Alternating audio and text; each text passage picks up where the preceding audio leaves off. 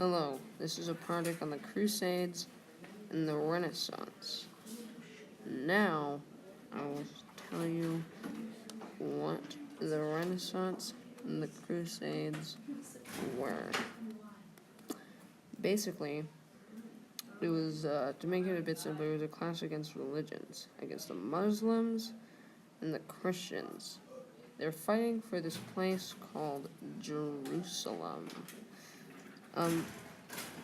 Now, Jerusalem, which was currently owned by the Muslims, the Christians wanted it because that's where Jesus lived, and the Muslim wanted it because that's where Muhammad lived.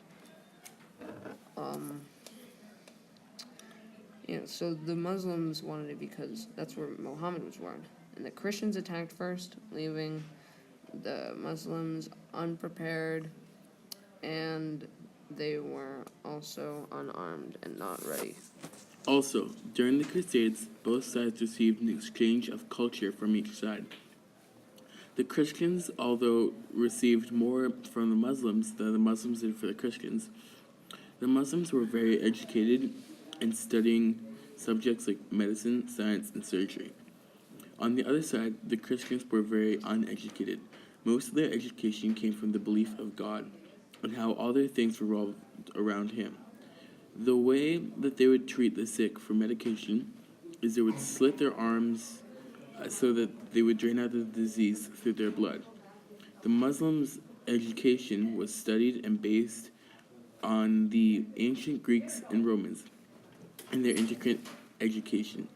The art from the West was also exchanged to Europe.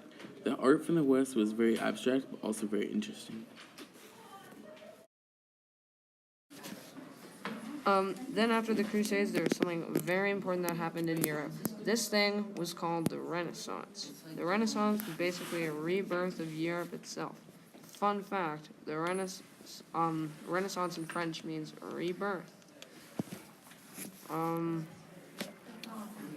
It started in Italy, where people were starting to realize their power and that not everything was up to God. When they came back, they learned about medicine. At the time, they thought that praying would make the person no longer sick, but that didn't seem to be working. That's when they started to realize their power. The Silk Road was also a very important in the path leading to the Renaissance. Once the Christians saw all the amazing goods and items that the Muslims and others along the Silk Road had, they decided they wanted to get on it.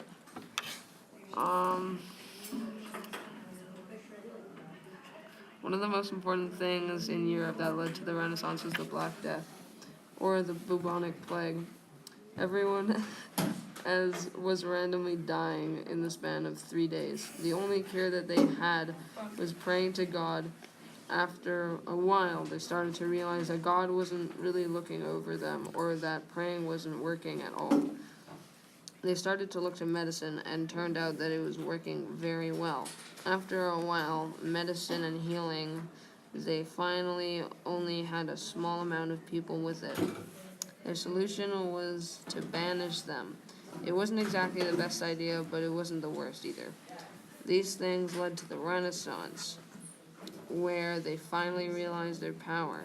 During this, they also joined the Silk Road, which gave them access and knowledge to further places and they didn't know yet. They also were able to receive items that they didn't have yet, and that really helped. And to top this all off, I will tell you why this was all significant. Think about it like this. If the Crusades and Renaissance didn't happen, then Europe would be the same as it did back then. They'd still be cutting open wrists and draining blood and praying to God to save all their problems.